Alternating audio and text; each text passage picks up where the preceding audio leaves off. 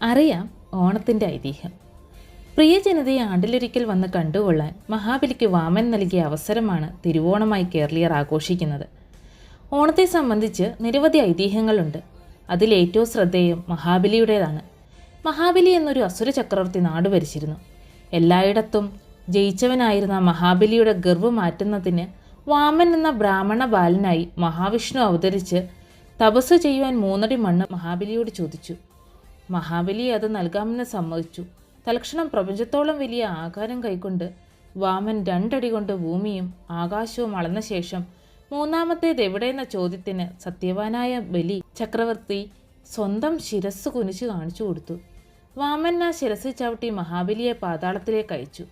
തൻ്റെ പ്രിയ ജനതയെ ആണ്ടിലൊരിക്കൽ വന്ന് കണ്ടുകൊള്ളാൻ മഹാബലിക്ക് വാമൻ നൽകിയ അവസരമാണ് തിരുവോണമായി കേരളീയർ ആഘോഷിക്കുന്നത്.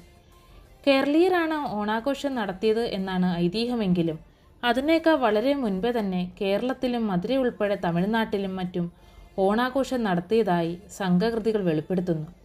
സംഘകാല കൃതിയായ മധുരൈക്കാഞ്ചിയിലാണ് ഓണത്തെക്കുറിച്ചുള്ള ആദ്യ പരാമർശങ്ങൾ കാണുന്നത്.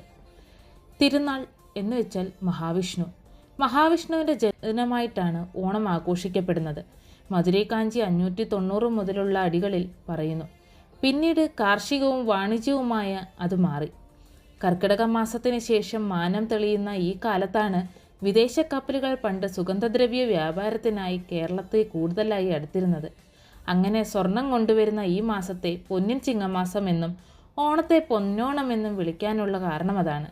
കേരളത്തിൽ വിളവെടുപ്പിനേക്കാൾ അതിൻ്റെ വ്യാപാരത്തിനായിരുന്നു പ്രാധാന്യം.